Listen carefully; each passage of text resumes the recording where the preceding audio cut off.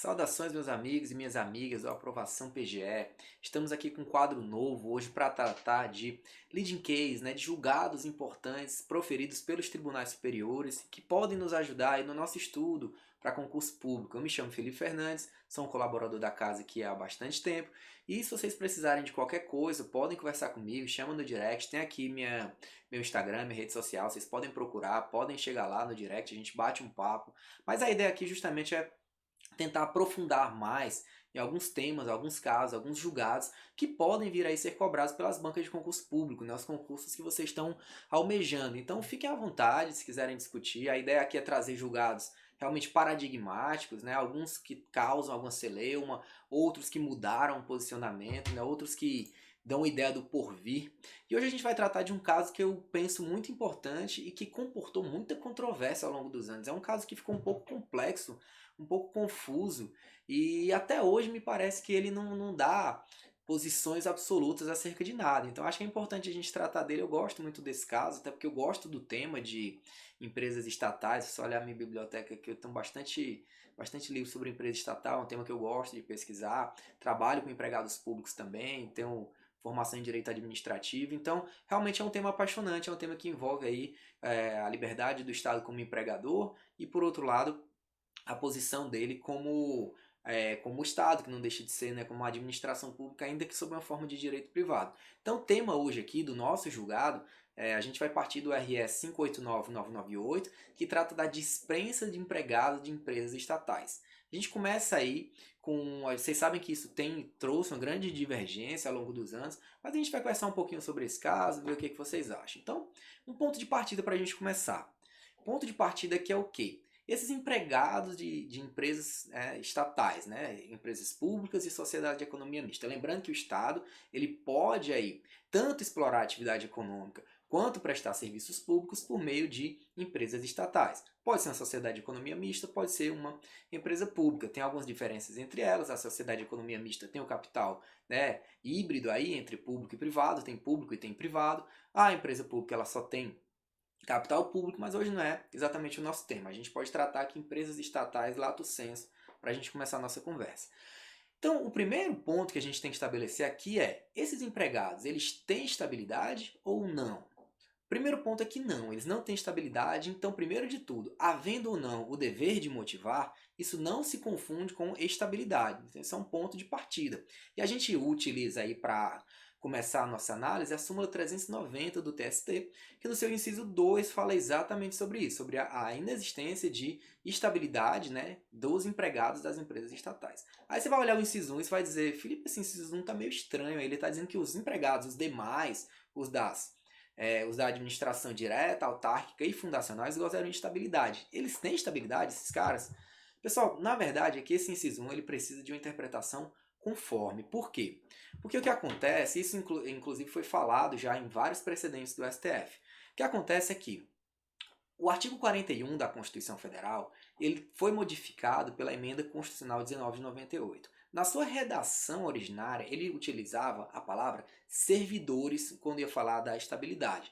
E a gente sabe que servidor é gênero, do qual são espécies: o empregado público e o servidor ocupante de cargo efetivo. A Emenda Constitucional 19 de 98 modificou esse dispositivo para dizer que os servidores ocupantes de cargo efetivo têm direito à estabilidade após 3 anos. Lembrando que ela mudou de 2 para 3 também, aí o chamado estágio probatório, o tempo que você passa para poder aí adquirir a estabilidade. Então, a interpretação do STF foi que aqueles admitidos até a Emenda Constitucional 19 de 98 teriam direito à estabilidade, os que fossem admitidos depois, não. E isso eu estou falando de empregados da administração pública direta, autárquica e fundacional, ou seja, pessoas jurídicas de direito público. De direito privado são as empresas estatais. Aqui a gente já parte do pressuposto que eles não têm estabilidade. A gente fez só um disclaimer aqui para ficar mais claro o que a gente está fazendo nesse corte. Lembrando que o TST ele faz um corte muito rígido, muito profundo, quando ele vai tratar do Estado como empregador, ou seja, como alguém que contrata sob o regime da CLT. Quando se trata de administração pública direta, autárquica e fundacional, ele aplica praticamente o regime público. Então, todas aquelas regras de administração pública, ele aplica sem problema nenhum.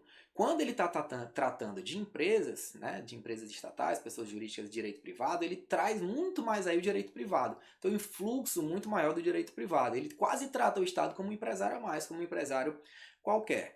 Mas eu fiz esse parênteses, então, porque é bom que vocês tenham isso em mente, porque o TST ele faz muito essa diferença e, eventualmente, você se deparar numa prova, alguma situação que você, numa prova oral, que você não pense muito, você tem que responder ali no susto, né?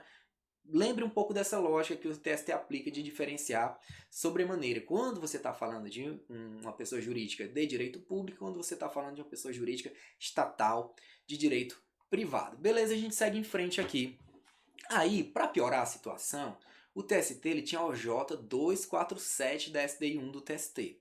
Basicamente, essa OJ ela dizia assim, olha, os empregados das empresas estatais, eles podem ser despedidos imotivadamente e sem qualquer justificativa. Ou seja, vamos supor, você está trabalhando na Caixa, segundo a SSOJ, você trabalha na Caixa Econômica, você trabalha no Banco do Brasil, o seu chefe acordou, não gosta de você, vai lá, te demite, te dispensa, demite, né? Eu estou usando aqui de forma ordinária, ele não precisa justificar de forma alguma, simplesmente te demitiu e pronto. Isso é aceito segundo a OJ 247 da SD1 do TST. Já o inciso 2 dela diz, nos Correios não, nos Correios tem que motivar. Beleza, guarda isso aí pra você, a gente vai ver isso lá na frente. Aí vamos lá, tem toda essa problemática aqui, lá no ano de 2013, chegou no STF o RE 589-998 do Piauí, cujo relator foi o ministro Ricardo Lewandowski, e o STF fixou uma tese genérica. Ele estava analisando o caso de um empregado dos Correios, mas acabou fixando uma tese genérica. Se você for ver o inteiro teor, a gente vai falar sobre o inteiro teor desses acordos, normalmente dos embargos de declaração, eles conversam, eles pensam alto, os ministros, né, eles discutem um pouco ali, não é algo tão fácil, né, tão simples. São horas e horas de debate, e várias coisas acabam que são ditas, né? Então, nesse caso aqui, o que foi dito, eles falam bastante da questão da estabilidade, né? Afastam a estabilidade, mas dizem assim, nossa, mas o cara entra aprovado em concurso público, tem a impessoalidade da administração, tem o dever geral de motivação, será que não era bom a administração motivar? O ministro Lewandowski, ele trata isso com muita seriedade, né? Eu acho que ele trata isso como um bom publicista. E até isso ficou assentado. Você pode ver que a ementa, né, na parte em letras capitais, em letras garrafais aí, ela fala dos Correios. Mas no decorrer da ementa, ela fala de forma genérica de empresas estatais, está no inciso 2. Ó. Em atenção, no entanto, aos princípios da impessoalidade e isonomia, que regem a admissão por concurso público, a dispensa do empregado de empresas públicas e sociedades de economia mista que prestem serviços públicos deve ser motivada, assegurando-se assim que tais princípios observados no momento daquela admissão sejam também respeitados por ocasião da dispensa. Beleza, a ementa fala aí de serviços públicos, mas acabou que a doutrina e a jurisprudência pegaram essa ementa, pegaram esse julgado e interpretaram de forma genérica, ou seja, toda empresa estatal precisa motivar os atos de dispensa dos seus empregados. Novos fora aí alguma discussão, aí tinha gente que dizia, não, ele fala só em prestador de serviço público, aí tem outro que diz que não, é qualquer uma, por exemplo, o Toffoli no voto dele ele fala, é qualquer uma. Então depende aí, ficou um pouco, ou seja, não ficou claro, né? Ficou um pouco divergente a história, por isso que a gente está discutindo esse voto, porque ele tem muitas nuances, muitos vais e vens aí, até a gente chegar numa conclusão final. E aí, dada essa divergência que eu estou falando para vocês, tinha gente que dizia que sim, tinha gente que dizia que não, tinha gente que dizia não, esse é só dos Correios. Porque os Correios, na verdade, pessoal, ele é uma empresa estatal, mas ele é prestador de serviço público em regime de monopólio. Isso aí, eu, por exemplo, doutrinariamente, ó, faz um parêntese, esquece aqui, não tem nada a ver com julgado. Eu entendo que uma estatal prestadora de serviço público, ela é muito mais uma autarquia do que uma empresa. O regime dela devia ser o autárquico, porque não tem justificativa para que ela seja uma empresa estatal. Mas aí é o Felipe que está falando, você nem lembra disso na sua prova. Então, tem várias divergências, porque o Correio paga por precatório, né? Tem várias... tem imunidade tributária, então tem todas as peculiaridades aí dentro do regime dos Correios que atrairia esse regime de motivação quase que por decorrência lógica. Mas, né, havia quem entendesse que era para todo mundo, então havia quem entendesse que era só para prestadora de serviço público. Ou seja, não ficou claro. Não ficou claro, então várias entidades começaram a pedir para entrar nesse processo como amicus curiae, várias entidades começaram a se manifestar sobre esse processo, aí vinha prova de concurso falava uma coisa, a gente ia analisar a jurisprudência falava outra, no próprio Tribunal Superior do Trabalho estava uma bagunça, assim, bagunça no bom sentido, não me leve a mal, tô falando aqui que as câmaras divergiam, as turmas divergiam entre elas, câmaras de tribunais, enfim, não era algo muito claro. Então agora, né, em 2018, não faz tanto tempo, entrou-se, né, os próprios Correios entraram com embaixo de declaração para que desse uma ideia de alguns temas acerca desse acordo para que ficasse mais claro para as pessoas, né? E para ele próprio também. Então ele entrou com embaixo de declaração e o STF, a gente vai ver aqui na frente como é que chegou a essa conclusão. Ele disse, ó, vamos aqui adotar uma tese que ele chama minimalista. A gente não é para estar discutindo muita coisa nesse caso, não. Se a gente der muita amplitude aqui, vai dar confusão. Então vamos restringir o objeto e deixar só nesse sentido. A empresa brasileira de Correios e Telégrafos tem o dever jurídico de motivar em ato formal a demissão de seus empregados. Você vê que aquela emenda gigante eles reduziram aqui a uma frasezinha, a uma frase simples. Ou seja, os Correios têm que motivar e tem que ser num ato formal, mas que ato formal é esse? Isso também foi discutido e está em obter dictum. Mas aí o pessoal pergunta, Felipe, e as demais? Então, quer dizer que agora nenhuma mais precisa motivar? Pessoal, esse caso ele foi muito mais, penso eu, pautado por um certo consequencialismo do que propriamente por por um rigor com a questão da aplicação dos princípios do direito público. O ministro Barroso, por exemplo, quando fala das demais empresas, ele diz, não, eu sou simpático a essa tese que as outras empresas tenham que motivar, eu sou a favor realmente, eu acho que a maioria dos ministros concorda aqui comigo, isso foi discutido naquela época, eu acho que não há problema nenhum, acho que na verdade é um dever jurídico delas, mas esse processo aqui que a gente está tratando, ele é específico no que tange aos Correios, porque o recurso extraordinário que eles estavam julgando naquela época veio de um recurso de revista do TST que tratava única e exclusivamente de um empregado dos Correios. Então ele disse, aqui existe a questão de uma limitação subjetiva da lide, a gente não pode estender sobremaneira. Além disso, existia a OJ 247 da STI1 do TST, lembra que eu falei para vocês lá no começo, que fala que não precisa motivar, salvo se for dos Correios? Ele disse, ainda tem aquela OJ 247 que se a gente resolver agora bater o martelo e dizer que todo mundo tem que motivar, vai ter muita nulidade, vai ter muita gente pedindo para ser reintegrada, ou seja, causaria um efeito sistêmico aí na sociedade, nas empresas estatais, que seria indesejável para efeitos de segurança jurídica. Então ele disse, vamos adotar aqui uma tese minimalista, isso é engraçado que eles discutem, eles falam, vamos adotar aqui essa tese minimalista, isso aí até quem fala, o ministro Lewandowski, ele fala, minha filha, ela é arquiteta, e ela procura aí uma tese minimalista para as coisas dela, uma aplicação minimalista, o menos é mais. Então, quando a gente vai tratar de um caso desse aqui, aí ele usa outra expressão que é curiosa, não devolver uma bola quadrada para a sociedade, que é uma expressão, segundo ele, que o ministro Gilmar Mendes usa, a gente tem que reduzir mesmo para não causar muito problema. Então, a gente aqui, nesse acordo, a gente vai se limitar a os Correios, porque foram só os Correios que participaram desse processo e a gente não pode estender para quem não exerceu contraditório em ampla defesa, para quem não participou desses autos. Não obstante, eu acho que isso seja bom. Beleza, isso aí o ministro Barroso falou e o ministro Lewandowski concordou com ele. Por que eu estou citando o voto deles dois aqui? Eu li o acordo inteiro teor, quase todos se manifestam, a ministra Rosa Weber estava impedida, Celso de Mello estava ausente, mas quem votou contra que foi vencido foram o ministro Fachin e o ministro Marco Aurélio, que entenderam que não tinha por que mudar. O resto todo concordou com eles. Eu estou citando aqui o ministro Luiz Roberto Barroso e o ministro Lewandowski, porque esse recurso, na origem, ele foi relatado pelo ministro Lewandowski. Só que ele foi para a presidência do tribunal e teve que acabar redistribuindo esse processo que caiu para o ministro Barroso. Então a relatoria do RE foi do ministro Lewandowski e dos embargos de declaração foi do ministro Barroso. Então houve esse diálogo entre eles, que o ministro Barroso procurou o ministro Lewandowski para discutirem esse caso, e o ministro Lewandowski concordou com a tese do ministro Barroso, porque ela era a favor da dele. A dele era o quê? Do dever geral de motivação. Ele disse, você está dizendo que tem que ter o dever de motivação. Tô. Só que aqui no caso a gente vai restringir aos Correios por uma questão de técnica, né? Então pronto. Então eles restringiram por uma questão de técnica, porque, segundo eles, se julgasse em relação a todas as outras estatais, Banco do Brasil, Caixa Econômica, pererê, isso ocasionaria o quê?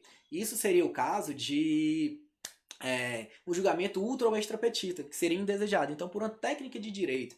Por isso, pessoal, aqui eu trago o voto do ministro Lewandowski, vocês podem olhar no material também, pode ajudá-los. Ele vai nesse sentido, ele ressalta, ele diz, olha, eu não disse aqui que os Correios, ministro Lewandowski, eu não disse aqui que os Correios eles têm que motivar porque eles se assemelham a pessoa jurídica de direito público, não, eu disse porque todas têm que ser mesmo. E aí o ministro Barroso diz, é verdade, a gente tem que pensar dessa forma mesmo.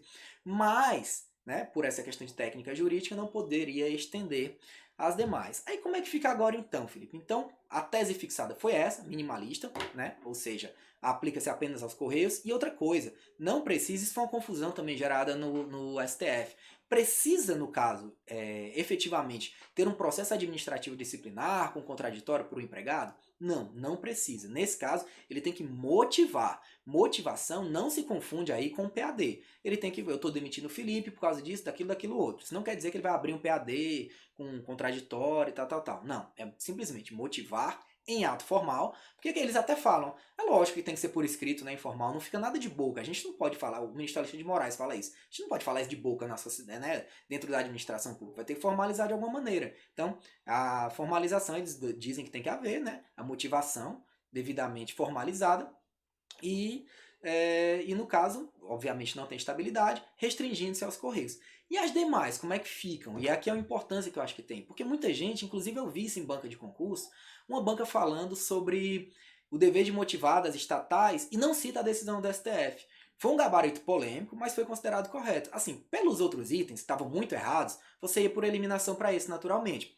Mas é para lembrar que a doutrina majoritária ainda entende que sim, que as demais têm o dever de motivar. E se você me perguntar, eu acho que sim, as outras têm o dever de motivar. Agora, o que acontece? Se cair na sua objetiva, segundo a posição do STF, aí tem lá direitinho a ementa aqui, restringindo aos Correios, você vai nos Correios, porque o único para o qual o STF bateu o martelo foi os Correios. Em relação às outras, eles dizem não, essas aí elas têm que entrar com a ação delas e ter o pronunciamento específico delas. Então, em relação às outras, a gente fica aqui com a posição doutrinária, com posição própria, com posição razoável dentro dos princípios da administração pública, defendendo que é possível impor a essas o dever de motivar. Mas aí, por exemplo, isso aqui vale muito bem para uma prova subjetiva sua. Ele vai te perguntar, por exemplo, eventualmente, se uma estatal tem o dever de motivar, ele te dá o caso concreto, diz lá e pergunta. Você pode falar, de acordo com o STF, restringiu a tese aos Correios, pererei, você bota direitinho ali o que você lembra da ementa, precisa motivar o ato de dispensa, né, por meio de um ato formal, ponto. No entanto, é defensável doutrinariamente, né, a posição de que, devido aos princípios gerais da administração, é necessário que qualquer empresa motive, ou se você entender, seja só uma prestadora de serviço público, eu entendo que é qualquer uma. Então eu acho que assim, para você gastar o português, pra você trazer um fundamento para sua resposta, por que que eu acho? Pessoal, vamos dizer que eu passei num concurso aqui na Caixa Econômica Federal, no Banco do Brasil, ou na, não sei, qualquer outra empresa estatal que exista, eu só estou lembrando dessas duas agora. Eu vou lá, eu tenho um colega meu aqui que a gente não se bate muito. Não se gosta, acontece, né? Trabalho às vezes tem essas coisas. O cara vai lá, vira meu superior. Um belo dia, ele diz, vou me vingar do Felipe. Vou lá, vai lá e me demite. Ele vira o meu superior com poderes para me demitir, vai e me demite. Do nada, sem falar nada. Acordou, chegou lá e me demitiu. Pode fazer isso? Isso vai, ele não vai ter que motivar. Como é que vão saber se ele fez isso por um ato nulo ou não? Então é uma questão até de segurança. A pessoa ter que fundamentar aquele ato de dispensa. Né? É uma questão de democracia, porque a sociedade, a administração pública, ela age em nome e benefício da coletividade. Então, se você tem um representante agindo ali por você como cidadão, é justo que você saiba por que ele está tomando aqueles atos. E a motivação cumpre assim esse papel. A motivação, ela é um corolário do Estado Democrático de Direitos. Você não sabe quais são os fundamentos, você não tem como impugnar. Como é que eu ia impugnar aquele meu ato de demissão se o cara nem disse por quê?